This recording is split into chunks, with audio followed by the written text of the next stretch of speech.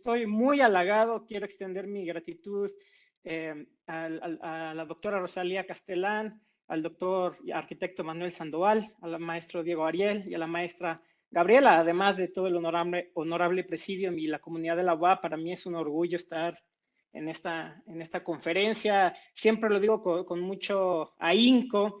Yo no tuve la oportunidad de estudiar en la Benemérita Universidad, pero soy un ciudadano de la UAP, viví toda mi vida en los alrededores y he participado en múltiples actividades. Fui cuando chico, cuando niño, lo ves, no UAP. Entonces le guardo un inconmensurable amor a nuestra máxima casa de estudios en el estado de Puebla. Tanto de qué hablar el día de hoy, tanto que referirnos sobre la crisis ambiental, la crisis energética, sobre este Día de la Tierra. Tantos son los temas que al final he decidido hacer esto un poco más un diálogo, como nos ha ilustrado el doctor Sandoval, una oportunidad para que conversemos sobre todo esto que es realmente apremiante en nuestro día a día.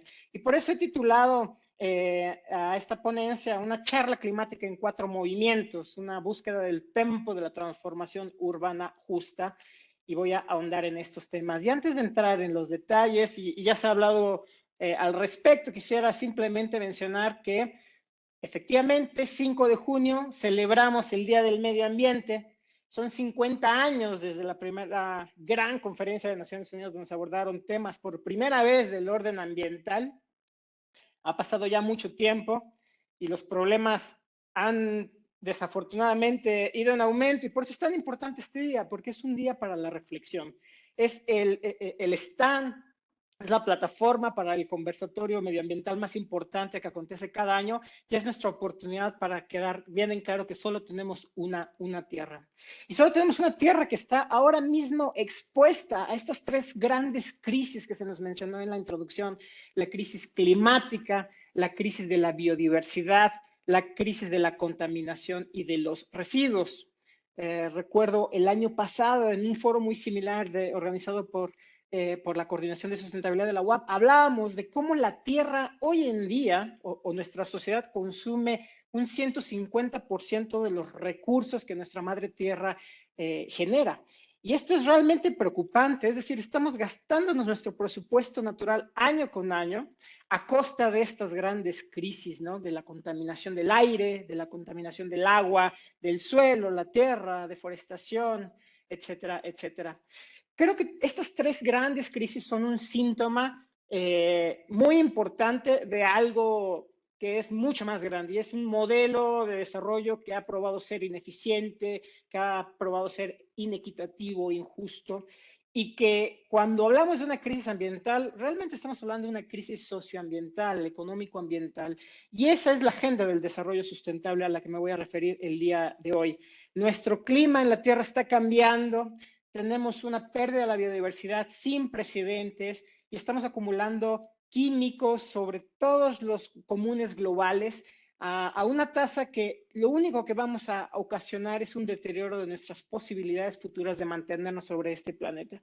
Y creo que eso es lo importante que hay que recordar, que este 5 de junio es el momento en el que tenemos que ponernos las pilas y realmente saber cómo vamos a cambiar esta trayectoria que nos está llevando al colapso. Bueno, hablando de esto, una consulta que surgió, que salió hace unas semanas por esta compañía Ipsos Global Advisor, y con motivo del Día de la Tierra, me ha causado mucho interés. De estas 3 crisis, hoy me voy a referir particularmente a la del cambio climático, una que en cierta manera es detonante de las otras 2. Y esto es lo que Ipsos ha publicado no hace mucho, que a mí me ha causado mucho estupor. El cambio climático no es la principal preocupación para el público actualmente, pero más de la mitad se preocupa por ello regularmente, incluso sobre los impactos de este que ya estamos viendo en nuestro país y en el extranjero. Si bien este es un mensaje preciso, es un mensaje un tanto positivo al referirse que en efecto nos preocupamos un poco, lo que a mí me resulta bastante interesante es que no es quizás, más allá de que sea la principal preocupación, ¿Qué tan preocupados estamos realmente al respecto de este tema? Y en esta gráfica que les muestro, respondo un poco. Estas son unas estadísticas a nivel internacional, aunque las cifras son muy parecidas en México. Y lo que es bastante interesante es que antes de la crisis climática hay una plétora de problemas que nos conciernen más, que nos preocupan más: la salud, la guerra, el terrorismo, la pandemia, el futuro de nuestras niñas y niños, el crimen, etcétera. Y creo que esto es muy importante a mencionar, porque la crisis climática es una crisis de envergadura múltiple, es una crisis que realmente es originaria de muchos de estos otros problemas que estamos nosotros considerando como preocupaciones locales, como preocupaciones nuestras. Es decir, que un poco la raíz de muchas de las preocupaciones que tenemos está en esto de la degradación de nuestro planeta Tierra, en esto de la intensificación del uso de los recursos y particularmente este macrocambio climático que está aconteciendo y que está originando la pérdida de la diversidad, la degradación de la Tierra y la acumulación de químicos en la atmósfera y en los océanos. Y esto entonces me hace pensar en esta caricatura que muchos de ustedes habrán visto y que de manera irónica nos refleja un poco la situación, refiriéndose un poco a la preocupación que teníamos con la pandemia. Y el mensaje muy claro era: sí, lávate las manos, ponte el cubrebocas, porque se viene esta pandemia.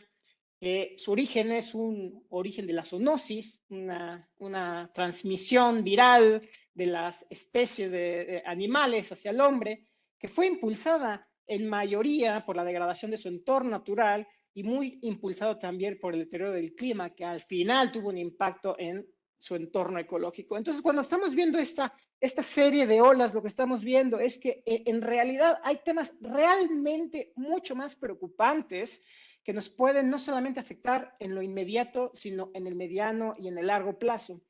Y de ahí que hoy haga tanto énfasis en enfocarme en el cambio climático, como un detonante de la recesión económica, como un detonante del colapso de la biodiversidad, como un detonante de la COVID-19 y como un detonante de tantos problemas que tenemos hoy en día en la actualidad en nuestras sociedades locales, regionales y globales.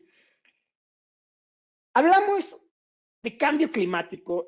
Y este es un tema que nos puede dar para mucho, es un tema realmente complejo y voy a tratar de abordar temas particularmente desde una perspectiva un tanto armónica y por eso he denominado mi presentación una charla climática en 4 movimientos. Yo siento que el cambio climático hablar de cambio climático es hablar de una sinfonía. Es hablar de la urgencia tan apremiante, esa prontitud de actuar, de esa firmeza en las decisiones que tenemos que tomar, a sabiendas que no todos van a ser ganadores, pero particularmente esa perseverancia. No es algo que vamos a hacer en un instante, es algo que tenemos que hacer todos los días. Y por eso me gustaría hablar de 4 cosas, 4 tiempos, 4 movimientos hoy en esta presentación. Un poco la ciencia del cambio climático en el contexto actual del sexto informe del panel del Grupo Intergubernamental de Cambio Climático. Hablar un poco de este gran detonante, este mamotreto en el que vivimos, que se llaman ciudades, ese rostro urbano de la emergencia climática. También quisiera hablar con ustedes cómo es el cambio climático un tema de ciencia, pero también es un tema de valor público. Y finalmente algo que yo creo que nos va a desencadenar esta parsimonía hacia la transición justa, hacia la transformación sustentable. Entonces, voy a iniciar un poco con esta parte de la urgencia, esta parte, este alegro, esta rapidez con la que tenemos que actuar en torno a la ciencia, en torno al cambio climático y que está auspiciada por la ciencia. Y para aquellas y aquellos que no estamos tan informados sobre cómo funciona esto de la climatología o la ciencia del cambio climático, por así decirlo, lo voy a explicar muy rápidamente. Nuestra Tierra recibe energía solar. Parte de esa energía solar se refleja, parte de esa energía se absorbe y es gracias a esa absorción de energía acumulada por los gases de efecto invernadero que podemos mantener en nuestra Tierra una vida estable, una temperatura estable que da auspicio a la vida. El problema está cuando los gases de efecto invernadero se siguen acumulando, Pero seguimos ¿por qué no oigo? aceptando. seguimos recibiendo energía y esto hace que se siga calentando el planeta, detonando todo un trastorno climatológico y de muchas amplitudes en nuestra faz planetaria. Y todo esto ha sido estudiado ampliamente desde hace muchos años y particularmente haciendo énfasis en el trabajo del primer gran grupo de investigación científica, por así llamarlo, montado, ensamblado por las Naciones Unidas, que es el Grupo Intergubernamental de Cambio Climático. El Grupo Intergubernamental, el IPCC, surge en los 80s como un llamado para impulsar un grupo de trabajo que pudiera informar a los tomadores de decisiones con miras a tener un acuerdo global de limitación de las emisiones, que pudieran desarrollar investigación y trabajo que informara de manera fidedigna esas decisiones. Al final, este trabajo ha durado muchas décadas, fueron 30 años para que tuviéramos ese gran acuerdo, y ha sido lo más interesante que el IPCC a lo largo de estas décadas ha seguido trabajando. Y uno de sus grandes productos es cada 6, 7 u 8 años generan un ciclo de investigación, de trabajo, en el que evalúan el estado de la ciencia climática, cuáles son esos riesgos y vulnerabilidades y cuál es ese camino para reducir los impactos del cambio climático.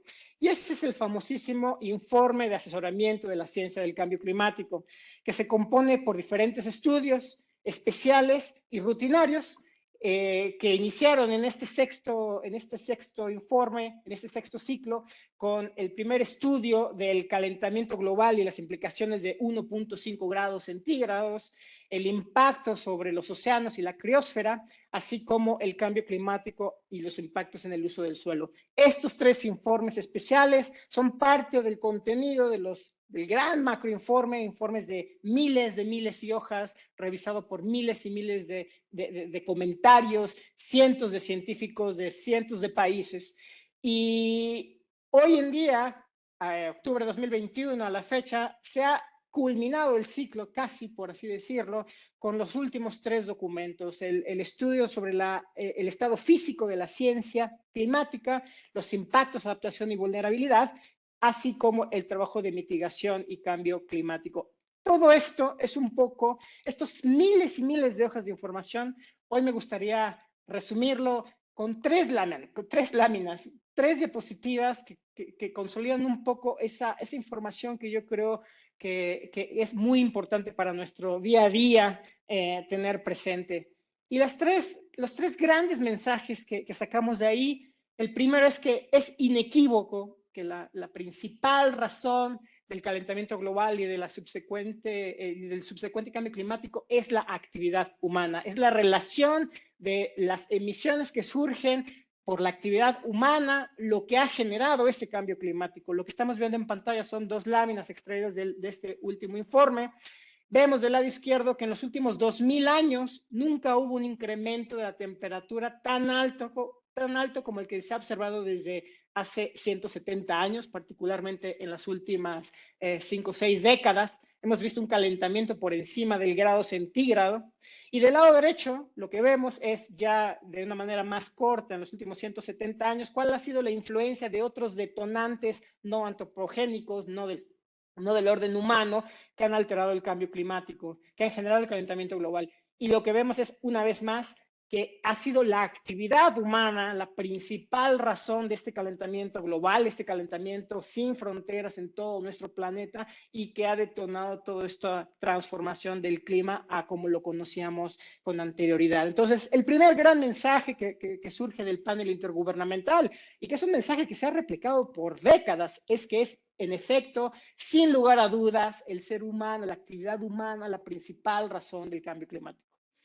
El segundo mensaje que me gustaría que hoy se quedaran, y les ofrezco disculpa por tener tantas láminas en inglés, pero bueno, el informe está calentito, salido del horno. Un segundo mensaje muy importante es que no importa dónde estemos, todos estamos expuestos, todas y todos estamos expuestos a los impactos del cambio climático. Y bajo la frase esta tan coloquial de una manera común, pero diferenciada, y diferenciada porque particularmente son los grupos de mayor vulnerabilidad, los que sufren los estragos más importantes del cambio climático. En esta lámina lo que estamos viendo es una metarepresentación del planeta con rombos. Mientras más rojo, quiere decir que la temperatura ha aumentado más. Vemos que casi todo el mapa está en rojo.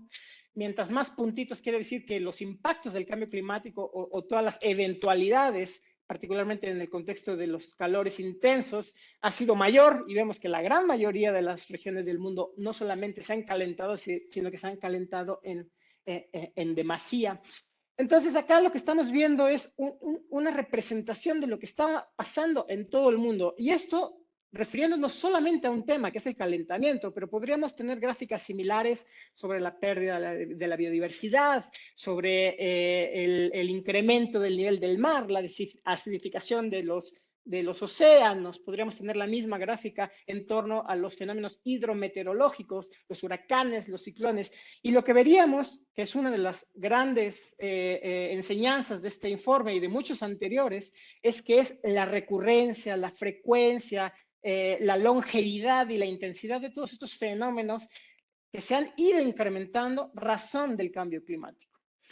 Me gustaría mostrarles esta gráfica también, porque a veces nos sentimos muy distantes cuando vemos los problemas en Indonesia o en Sierra Leona, pero la realidad es que esto también acontece en nuestro país. Esta es una simulación de cómo ha aumentado la temperatura en las zonas aledañas al estado de Puebla, y vemos que desde la década de los 40 a la fecha aproximadamente la temperatura promedio ya ha aumentado más de 1 grado centígrado, lo cual ya implica grandes impactos en diferentes magnitudes, la biodiversidad local, por ejemplo, debido a este calentamiento. Y lo que estamos viendo también, que es mucho más preocupante, es que en las trayectorias en las que nos movemos a nivel global, esta temperatura, este incremento de la temperatura local podría ascender por encima de los 5 grados. Entonces, si hoy en día ya sufrimos con 1 grado centígrado, ¿qué es lo que pasaría con 5 grados? Y acá me gustaría mostrarles otra imagen. Muchos de ustedes, los que son de Puebla, la reconocerán. Esta es una visualización de inteligencia artificial de la calle 6 Norte y la calle 8 Norte. Es el Boulevard Héroes del 5 de Mayo. Quizás algunos ya se habrán descubierto, está en la esquina derecha esta famosísima casa colonial con una fachada muy bonita.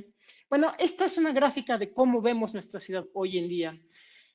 ¿Cómo veríamos esta ciudad ante una intensidad hidrometeorológica en los próximos 50, 60 años? Y esta es una imagen que a mí me ha parecido sumamente impactante, que nos habla de qué podría pasar con una mayor frecuencia e intensidad, por ejemplo, de estos fenómenos pluviales intensos prolongados. Y esta simulación lo que nos hace ver es que no solamente es algo impactante, sino que realmente es muy posible. Nosotros, viendo esta imagen, podemos tener dudas si esto es simplemente el resultado de una modelación. Y me gustaría mostrarles esta siguiente gráfica que encontré en el internet. Perdón. Esta es la misma calle en el año 1973, aproximadamente hace 45 años.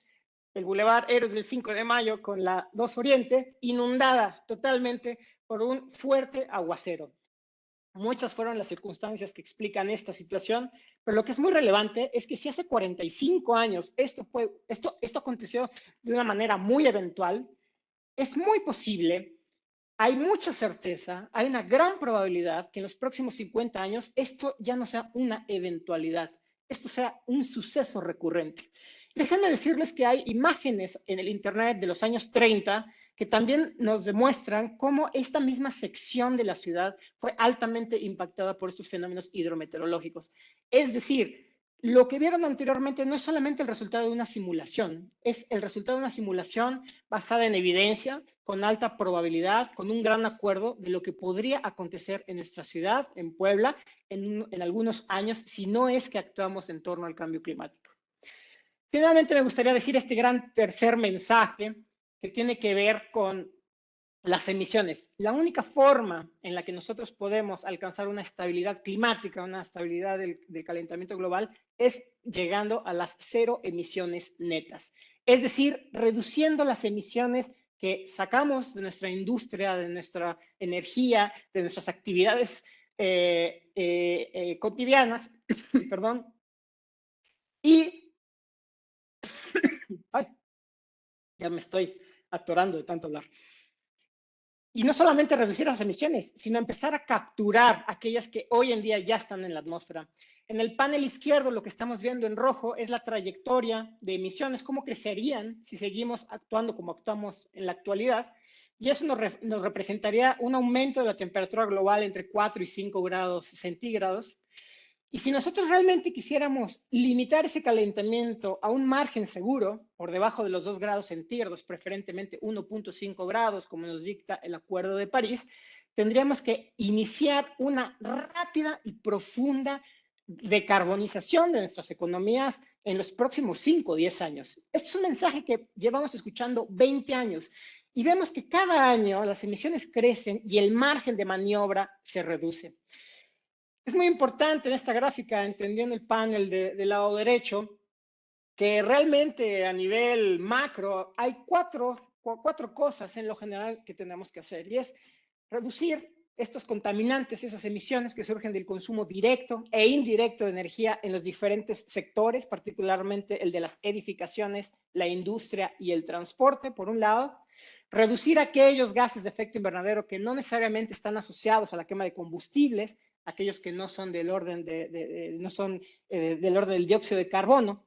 Y finalmente, limitar el cambio y el uso del suelo. Recordemos que es gracias a nuestro entorno forestal que tenemos una capacidad captativa de muchas de esas emisiones que de manera natural acontecían en nuestro planeta.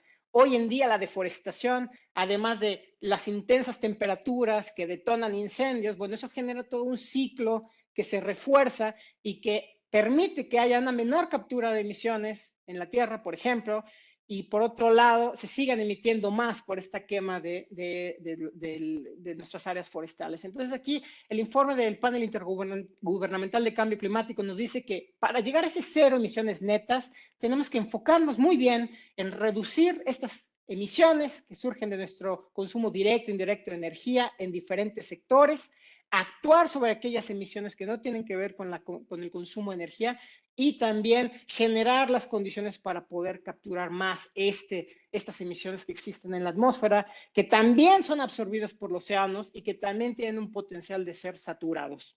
Entonces, habiendo dicho estos tres mensajes, una condensación, una mega simplificación de las miles de hojas del informe, me gustaría ahora entrar a la siguiente parte de la charla, que tiene que ver con esta firmeza en la toma de decisiones, con este esfuerzo, este rostro urbano de la emergencia climática. Si hay algo que nos une quizás en estos momentos, es que la mayoría de las personas que estamos en esta conferencia seguramente estamos viviendo en un entorno urbano. ¿Por qué son tan importantes las ciudades? Bueno, sabemos que a nivel global el 55% de la gente vive en entornos urbanos. Sabemos que las ciudades son responsables a partir de mediciones de consumo final del 75% de las emisiones de gases de efecto invernadero. Las ciudades también son el centro de la informalidad, de la inequidad, de muchas de las grandes injusticias de nuestro planeta. Además de que las ciudades cubren una gran parte del área habitable de nuestro mundo y estas ciudades van a seguir creciendo. El desarrollo urbano va a seguir aumentando y van a seguir atrayendo mayor actividad, mayor número de gentes. Y de ahí que las ciudades, por todas estas razones, estén tan expuestas al cambio climático, sean no solamente detonantes de este fenómeno, sino que también sean receptoras de todos los impactos que acontecen en torno al cambio climático. Ahí lo que estamos viendo, por ejemplo, es que en los próximos, de aquí al 2050, se espera que por la infraestructura de las ciudades, la temperatura local aumente hasta 2 grados centígrados, lo cual es bastante importante porque esto detona, por ejemplo, una mayor necesidad de consumo eléctrico para sistemas de refrigeración, ondas de calor mucho más intensas, particularmente para las comunidades vulnerables urbanas, etcétera. Entonces, creo que hay una razón muy importante por la que tenemos que enfocar en las ciudades. Acá quisiera hablarles, ya que utilizo esta laminilla, inspirado en un colega mío, filósofo de la Benemérita Universidad Autónoma de Puebla, a quien yo le aprendiera tanto de filosofía, él es profesor de la Facultad de Filosofía, y es una imagen de este personaje icónico de las artes marciales, Bruce Lee.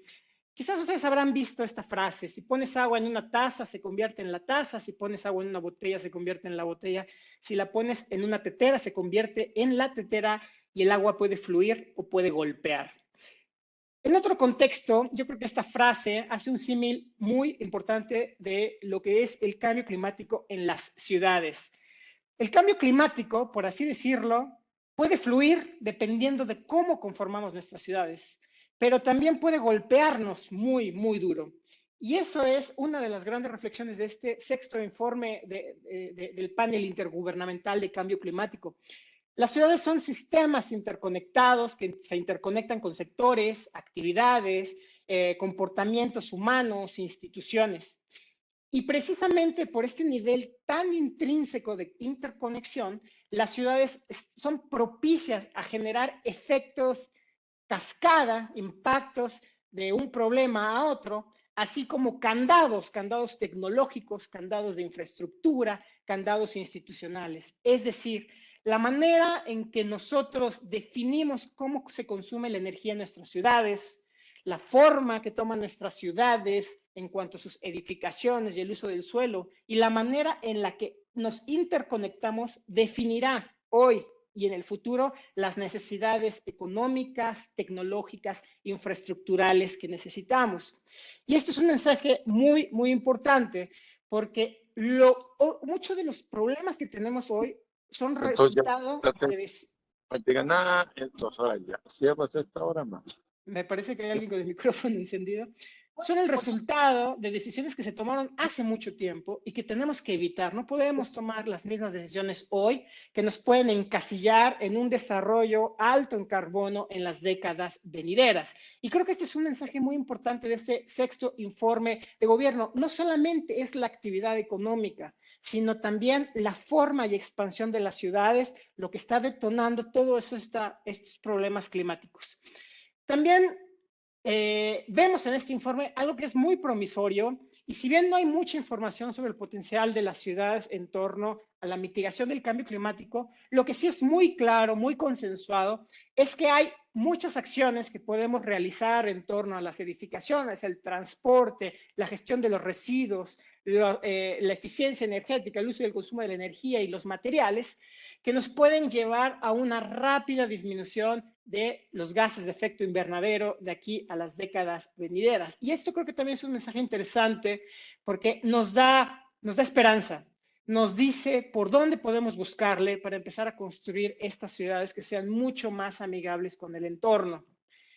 Pero la gran pregunta, la pregunta del millón es: ¿por dónde empezamos? ¿Qué tenemos que hacer para que esta gráfica de tantos colores se vuelva una realidad? Y brinco a mi tercer movimiento, un movimiento de perseverancia, de continuidad.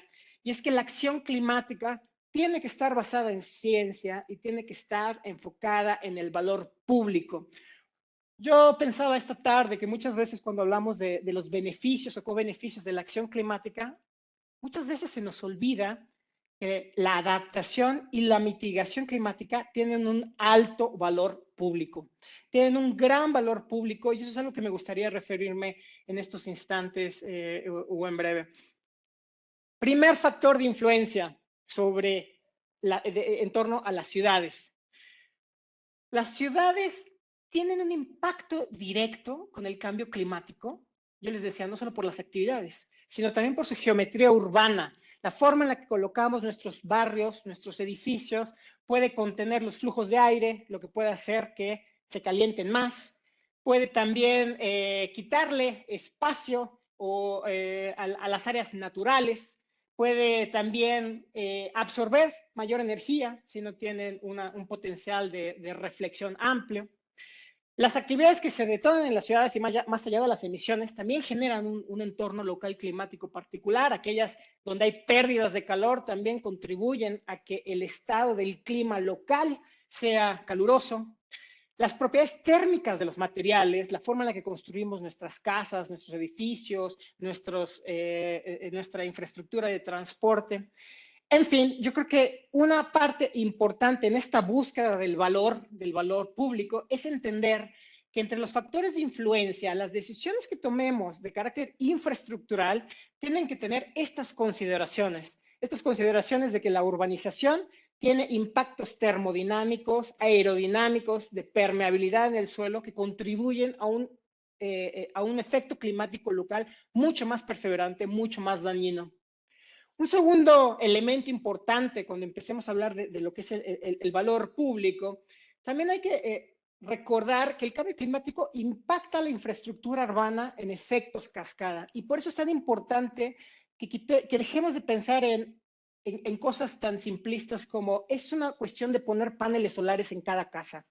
No, el cambio climático es complejo y tenemos que abordarlo con esa complejidad y tenemos que entender cuáles son las acciones y qué consecuencias detonan. Acá hay un ejemplo muy claro sobre cómo es este efecto cascada, un evento hidrometeorológico, por ejemplo, un ciclón que impacta a la red de suministro de energía, lo cual a su vez impacta la provisión de servicios urbanos, lo cual a su vez daña la infraestructura social, porque van a ser seguramente los más pobres los que tengan que pagar los precios más altos de la energía, o los que se queden con una disrupción en la provisión de un acceso limpio y eficiente a la energía.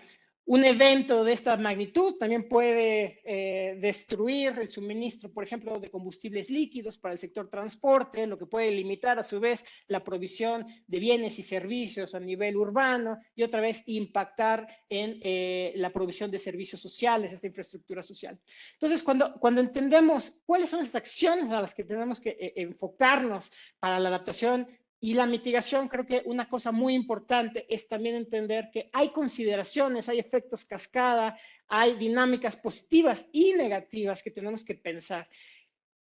Finalmente, otra cosa que me gustaría decirles antes de entrar a la necesidad de este valor público, es recordar que las ciudades otra vez están interconectadas no solamente a nivel sectorial, sino también a nivel escalar. Lo que pasa en nuestra ciudad, lo que pasa en la ciudad de Puebla, también pasa en San Pedro Cholula y a su vez puede pasar en Querétaro y a su vez puede pasar en Canadá. ¿Y por qué? Porque vivimos en ciudades cuyos bienes y servicios, directa o indirectamente, pueden venir de múltiples lugares del mundo. Vivimos en una sociedad globalizada y por tanto las opciones de mitigación y adaptación que tomemos en un lugar pueden tener impactos positivos, escalares, multiplicables en otros lados, pero también impactos negativos. Yo pensaba en el ejemplo de una ciudad, por ejemplo, que tiene un desarrollo urbano extensivo en una zona donde a lo mejor la cuenca hídrica no tiene la capacidad de proveer o abastecer de agua a esa ciudad, por lo que esa ciudad tendrá que traer agua de otro lado, y quizás ese otro lado de donde trae el agua es un lugar agrícola, que ahora va a tener una escasez de agua, y no va a poder producir esos alimentos que originalmente enviaba a la ciudad para ser consumidos. Entonces, cuando empezamos a hablar en un efecto cascada, ¿cómo pueden ser con esta meta simplificación, esta ejemplificación de cómo un problema puede escalar de diferentes lugares? Nos damos cuenta que es muy importante que en esta búsqueda del valor público también estemos pensando en cuáles son esas transformaciones sistémicas que tienen que acontecer. Y esto no es una gran novedad, lo estamos viendo hoy en día con la crisis en Ucrania, el aumento de los precios de la energía y cómo esto está impactando a las arcas públicas, cómo está impactando a las comunidades con un menor acceso asequible a la energía en nuestro país. Entonces, creo que estos son tres grandes elementos a considerar cuando hablemos de ese valor público. ¿Qué es ese valor público? Entendamos el valor público como ese valor que nosotros damos como ciudadanos a los bienes y servicios que recibimos de las instituciones del Estado y que satisfacen de una u otra manera la calidad y el bienestar en el que vivimos. Ahora, el valor público en cierta manera refleja esos resultados, esa confianza que la ciudadanía da ante las instituciones, que a su vez está emergiendo de estas demandas que tenemos como individuos, de esta participación proactiva que tenemos por conformar una comunidad, una ciudadanía, una ciudad, y por esa búsqueda del bienestar. Y eso, en lo general, podemos hablar de la sustentabilidad social, este flujo dinámico de la ciudad como un ente proveedor de sustentabilidad. El problema está en que hay límites y esos límites nos los da la biodiversidad, el clima, la geografía. Y por tanto, el valor público, tomando las consideraciones que mencioné antes, tiene que también tener en consideración esos límites físicos y naturales. Y entonces sí, no solamente hablar de la ciudad como un proveedor de bienes y servicios, sino también de la ciudadanía como aquella que tiene la mayordomía de los comunes globales, de nuestra naturaleza, de nuestro entorno y de la toma de decisiones que al final nos pueden llevar a un cambio climático mucho más intenso o con mayores impactos. Entonces, ahora les quiero decir otra cosa que me parece muy interesante del informe, es que el informe del panel intergubernamental nos dice que si queremos hacer una verdadera decarbonización profunda, una transformación sistémica, hay 4 cosas que hay que hacer. Y para mí, esas 4 cosas son realmente 4 acciones para generar valor público. La primera tiene que ver con el consumo de energía en todos los sectores, pero particularmente a través de una planificación espacial e infraestructural de las ciudades que nos permita entonces sí crear comunidades compactas, densas, donde podemos tener un desarrollo orientado a un transporte eficiente que une el trabajo con el domicilio, que permite la movilidad desmotorizada, que nos ayuda a crear un uso eficiente del uso del suelo con actividades múltiples, habitacionales, comerciales, industriales. Una segunda cosa muy importante que a mi gusto también tiene que ver con el valor público es la electrificación de los servicios de uso final de la energía y particularmente la forma en la que nosotros podemos hacer un cambio en el uso de los materiales para la construcción de nuestras ciudades. Y ahí de lo que estamos hablando es de todas estas opciones que tenemos particularmente para electrificar nuestro transporte público, para ofrecer un transporte de calidad para nuestra ciudadanía, cómo podemos cambiar, alterar las cadenas de valor en el suministro público para que también tengamos servicios que tienen una menor huella de carbono, menores impactos ambientales. Y también cómo podemos ir decarbonizando en general el consumo de la energía, por ejemplo, con el alumbrado público eficiente a partir de paneles solares, etcétera. Entonces, ahí hay 2 opciones que a mí me parece generan bienestar, que responden a las solicitudes de crear un espacio de bienes y servicios comunitarios útiles y benéficos para la ciudadanía. Hay otras 2 acciones muy importantes, la absorción de carbono a través de la infraestructura urbana verde y azul, y aquí de lo que estamos hablando es del espacio forestal urbano. En Puebla, veamos, seamos críticos, seamos objetivos, cómo está nuestro estado forestal en la ciudad y qué podemos hacer al respecto, cómo podemos restaurar, cómo podemos restablecer esa infraestructura verde endémica que nos ayuda a captar agua, que nos ayuda a captar carbono y que genera espacios de convivencia sana en la ciudadanía, espacios de convivencia de la biodiversidad y que genera espacios de salud para nuestra ciudadanía. Hablemos de la infraestructura azul, cómo podemos también nosotros aspirando a una adaptación climática, reducir las vulnerabilidades, generar soluciones basadas en naturaleza que reduzcan, por ejemplo, las inundaciones o el impacto de estos fenómenos hidrometeorológicos tan amplios que acontecen en nuestra ciudad. Y finalmente, y esto es un tema que hablamos el año pasado en una conferencia aquí en la UAB, en la que tuve la oportunidad de ser expositor, cómo mejoramos las conductas de nuestros individuos. Y eso también es una oferta de valor público. Si nosotros diseñamos ciudades donde el ciudadano tiene libertad de movimiento, tiene elecciones a partir de qué consumo quiere generar, si tiene acceso a oportunidades de interacción que tienen una menor huella, un menor impacto en la sustentabilidad circundante. Cuando generamos lugares donde nuestro ciudadano se vuelve responsable, informado y toma decisiones basadas en ciencia. Creo que estas son 4 conclusiones muy, muy importantes de este 6º informe y lo repito, son una respuesta a esta bifase de la ciudad, a esta parte de ser proveedor de un valor público, pero a la vez ser un mayordomo de las condiciones planetarias que nos permiten vivir en armonía y en tranquilidad. Yo voy a terminar mi presentación, creo que me he extendido un poquito, pero no quisiera culminar sin antes hablar otra vez de la prontitud, de esta velocidad en la que tenemos que generar los cambios. Y al principio yo les explicaba que a mi gusto a veces somos un tanto injustos en contener al cambio climático no como una prioridad. Yo les explicaba que es el cambio climático el que detona tantas dinámicas que hacen a nuestro planeta social y económicamente más inequitativo e injusto. Y de ahí que ahora quiera hablar de la prontitud desde la perspectiva de la transición urbana justa. Y el mensaje claro es este: para que las ciudades experimenten una transformación sistémica que se ajusta, esta tiene que diseñarse en el contexto de una transformación socioeconómica ambiental amplia.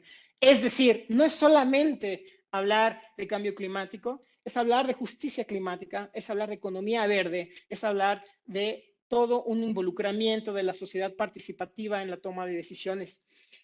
Hay tres recomendaciones con las que me gustaría culminar mi presentación que tienen que ver con la influencia que nosotros tenemos sobre la transición urbana justa. Y la primera tiene que ver muy sencillamente con entender a profundidad nuestro contexto local.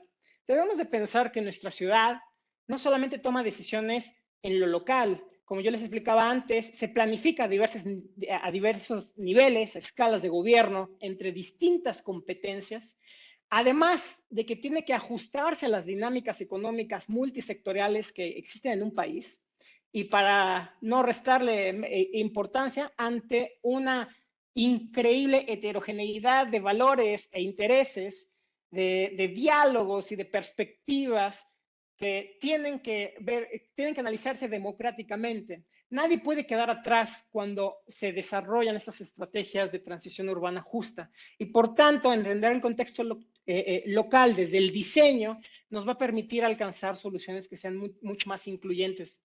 La segunda tiene que ver con los efectos cascada. Yo les mencioné antes cómo cuando uno toma una decisión a nivel urbano tiene que considerar cuáles son los positivos y los negativos, lo bueno y lo malo que esa decisión puede llevar en el corto, mediano y largo plazo. Y acá una importante recomendación es: no importa qué vamos a hacer, si va a ser adaptación, si va a ser mitigación, si van a ser ambas, siempre tiene que existir de fondo una visión integrada de Agenda 2030. Es decir, nuestras acciones tienen que realmente entender la manera en que contribuyen a estos 17 objetivos de la Agenda de Transformación Sustentable que la humanidad ha adoptado. Tenemos que entender, por ejemplo, cómo un cambio en la forma de nuestra movilidad va a impactar la salud o la calidad de educación o la infraestructura o el uso del agua, etcétera. Acá en esta imagen, para dar un ejemplo, vemos, por ejemplo, esta medida que a mí me parece también excelente, aunque muchas veces mal aplicada, y es la transformación del espacio urbano para la movilidad en bicicleta. Nosotros podemos construir caminos de bicicleta gigantes, pero si no consideramos que debe de haber una seguridad vial, una educación vial, que debe de haber respeto entre los transeúntes, que debemos de tener una actividad motorizada contenida bajo márgenes de seguridad, seguramente esa es una opción ecológicamente factible, pero poco socialmente de un impacto. No vamos a gastar dinero en infraestructura que nadie va a utilizar y vamos a exponer a aquellos que la estén utilizando si no ha sido contenido de la manera adecuada. Y esto puede acontecer en muchas otras opciones, por ejemplo, el uso de biocombustibles para los automóviles. Suena muy bonito eso de quemar etanol, pero si no nos aseguramos que ese etanol ha sido producido en condiciones de sustentabilidad, que no está compitiendo con alimentos, si no podemos asegurarnos de esto, seguramente no es una opción muy buena, no es una opción que tiene visión integrada de Agenda 2030. La última recomendación, y creo que esta ya es un claro ejemplo de cómo debe de desarrollarse una transición urbana justa, y es el diálogo social, la comunicación, el acceso transparente a la información.